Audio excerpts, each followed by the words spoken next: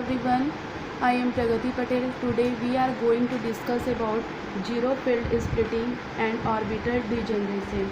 Introduction. There are certain systems which contain more than one paramagnetic electron even or odd. कुछ system होता है जिसमें मोर than one paramagnetic electron होते हैं even are odd number में. Paramagnetic electron क्या होता है जिसमें अनपेयर्ड इलेक्ट्रॉन होते हैं. The splitting of spin levels even in the absence of magnetic field is called zero field splitting. magnetic field के absence में even number of electron की spin level की splitting zero field splitting कहलाती है. occurs mainly in transition metal complexes where there are more than one unpaired electron. Mainly transition metal complex में ये प्राप्त होती है जहाँ पर unpaired more than one unpaired electron होते हैं.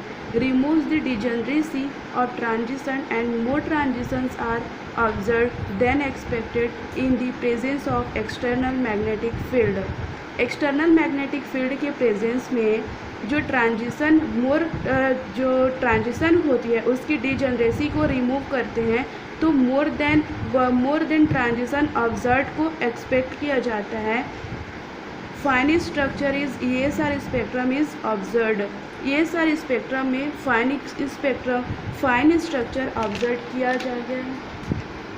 केस एंड मैकेनिज्म अब इसका देखते हैं. कंसिडर करते हैं हम D2 सिस्टम जहाँ पर D2 सिस्टम में टू अनपेयर्ड इलेक्ट्रॉन होते हैं. टू अनपेयर्ड इलेक्ट्रॉन में एस स्पिन स्टेट होता है वो हाफ होता है तो S1 के लिए हाफ और S2 यहाँ पर दो अनपेयर्ड इलेक्ट्रॉन है तो S2 के लिए हाफ तो S is equal to plus half is equal to 1 होगा. तो MS यहाँ पर क्या होगा MS +1 0 -1 तो यहाँ पर हमको 3 कॉम्बिनेशन प्राप्त हुआ.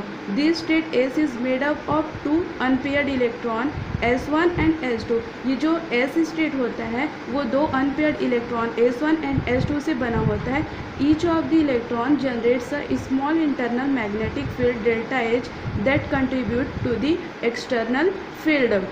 इसमें क्या होता है जो प्रत्येक इलेक्ट्रॉन होता है वो small internal magnetic field generate करता है और एक्सटर्नल मैग्नेटिक फील्ड कंट्रीब्यूट करता है. When the spin off the electrons are parallel to the applied field H, the field experienced by the system will be H plus delta H. Will it is H minus delta H when the spins are anti-parallel to the applied field direction. जब spin electron की spin होती है वो applied field H के parallel में होती है तो सिस्टम द्वारा जो फील्ड एक्सपीरियंस होता है वो H प्लस डेल्टा H होगी.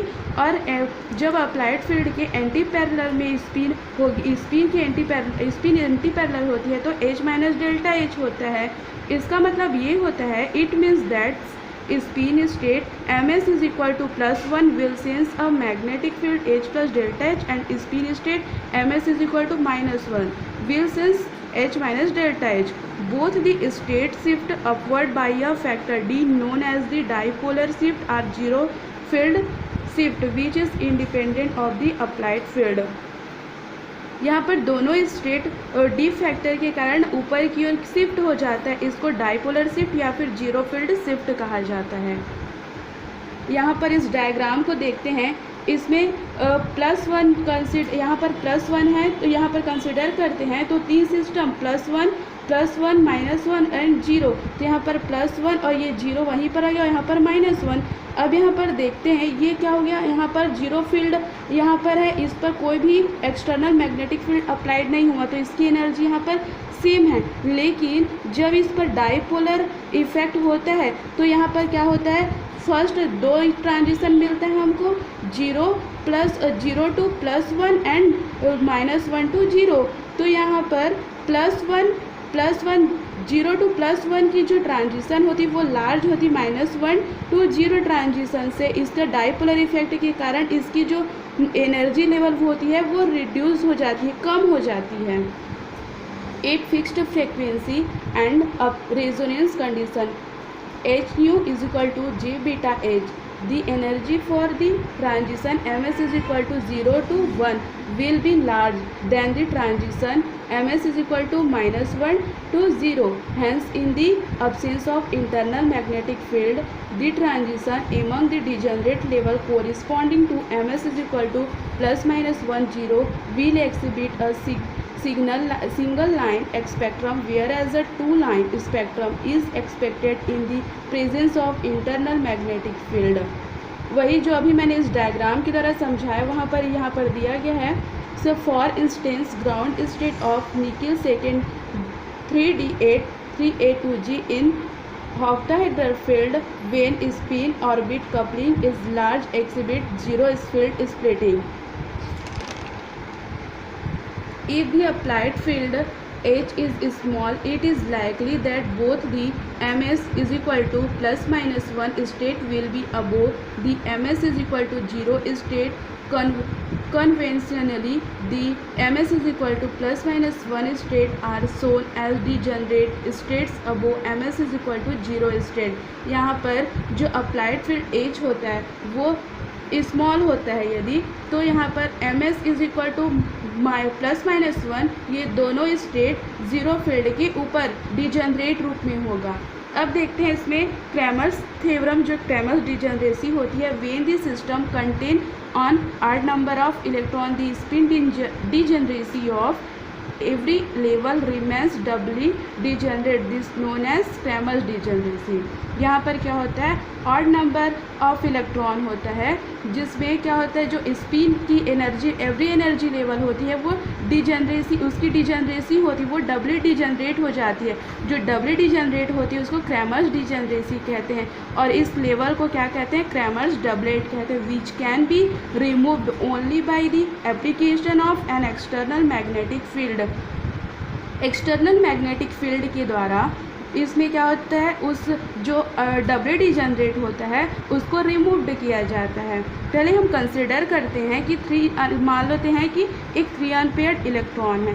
3 अनपेयर्ड इलेक्ट्रॉन है तो उसकी जो स्पिन स्टेट होगी वो 3/2 होगी. तो इसका टोटल स्पिन जो कितना मिलेगा उसको देखते हैं. 2s प्लस ये एक 2s प्लस 1 एक फार्मूला के द्वारा हम इसको निकालते हैं. तो 2 इंटू अब s की वैल्यू यहाँ पर 3/2 है प्लस 1 तो 2 कैंसिल हो गया. 3 + 1 = 4. तो यहाँ पर हमको 3 कॉम्बिनेशन मिल गया. तो इसको डेल्टा ms निकालते हैं तो माइनस प्लस s से माइनस s तक निकालते हैं. तो यहाँ पर प्लस 3/2 प्लस 1/2 माइनस 1/2 माइनस 3/2 आ गया. तो अभी यहाँ पर देखते हैं इसको. तो यहाँ पर 4 कॉम्बिनेशन मिला है जिसमें हम यहाँ पर कोई भी एक्सटर्नल मैग्नेटिक फील्ड अप्लाइड नहीं करते हैं. तो ये पेयर फॉर्म में होता है +-3/2 +-1/2. तो ये दोनों क्या हो गया, 2 क्रैमर्स पेयर हमको मिल गया. Effect of zero field splitting on manganese second ion. इसमें हम जीरो फील्ड स्प्लिटिंग इफेक्ट को देखते हैं. Manganese second ion D5 system होता है जिसमें जीरो फील्ड हम उसमें स्प्लिटिंग होता है. तो इसका जनरेट देखते हैं तो इसमें 5 अनपेयर्ड इलेक्ट्रॉन होता है. तो S इज इक्वल टू हम इसको 5/2 इज इक्वल टू हाफ भी कर लेते. तो हाफ इसमें 5 अनपेयर्ड इलेक्ट्रॉन है तो 5/2 आ गया. Delta ms is equal to 2s + 1 इससे हम निकालते हैं तो इसमें 6 कॉम्बिनेशन हमको मिलता है. तो यहाँ पर ms is equal to ±5/2 ±3/2 ±half मिलता है. तो ये जो पेयर होता है ये स्लाइटली इसकी जो एनर्जी होती है वो स्लाइटली डिफरेंट होती है एक दूसरे से लेकिन जो जीरो फील्ड ऑलरेडी इसमें प्रेजेंट होते हैं और ये जो अप्लाइड फील्ड होती है उसकी इन्फ्लुएंस से ये डबलेट स्पिन की डबलेट होती है वो सिंगलेट में हो जाती है और 6 लेवल हमको मिल जाता है जो यहाँ पर रिप्रेजेंट किया गया है. पहले तो यहाँ पर प्लस माइनस जो सेम स्पिन क्वांटम नंबर के हैं वो एक साथ सेम एनर्जी लेवल के +-5/2 +-3/2 प्लस ये डबल डिजेनरेट में होते हैं जिस पर मैग्नेटिक फील्ड अप्लाइड नहीं होता है. लेकिन जब एक्सटर्नल मैग्नेटिक फील्ड अप्लाई करते हैं तो ये स्प्लिट हो जाती है और स्पेक्ट्रम मिल जाता है. Consequence of zero field splitting. In some case, zero field splitting magnitude is very high than the splitting by external field. External field के द्वारा जो स्प्लिटिंग की तुलना में जीरो फील्ड स्प्लिटिंग की मैग्नीट्यूड हाई होती है. Then transition require very high energy. तब ट्रांजिशन के लिए वेरी हाई एनर्जी होती है, वेरी हाई एनर्जी रिक्वायर होती है। Sometimes only one or no transition होती है, और कुछ टाइम में कोई एक, केवल एक या फिर कोई भी ट्रांजिशन प्राप्त नहीं होती। For example vanadium 3+ and cobalt 2+। Effective spin state cobalt second ion, cobalt second ion in cubic field, hence ground term of 4f।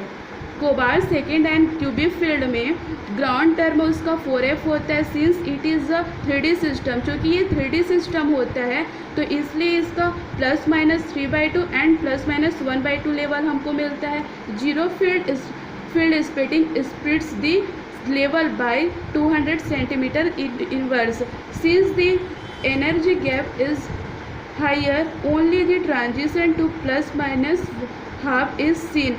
चूँकि इसका एनर्जी गैप हायर होता है इसलिए यहाँ पर हमको ट्रांजिशन ±half के बीच हमको ट्रांजिशन देखने को मिलता है। So it is appear as if cobalt second ion has only one unpaired electron. तो यहाँ पर देखते हैं कोबाल्ट में, तो यहाँ पर 2 लेवल हमको मिला है, ±3/2 and ±half।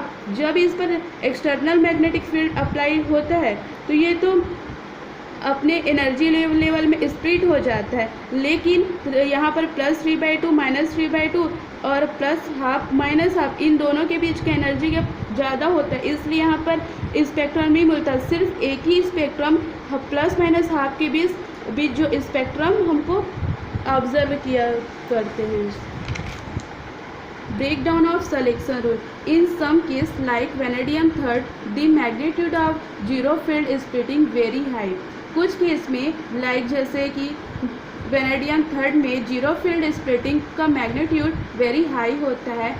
It exits the normal energy range of ESR transition. ESR transition की में वेरी नॉर्मल रेंज अधिक हो, नॉर्मल जो एनर्जी होती है वो नॉर्मल रेंज से अधिक होती, नॉर्मल ट्रांजिशन होती है। और with the delta MS is equal to ±1, यहाँ पर जो delta MS is equal to ±1 transition normal transition प्राप्त होता है। But it's energy exit the microwave region, लेकिन जो माइक्रोवेव रीजन में एनर्जी अधिक होती है।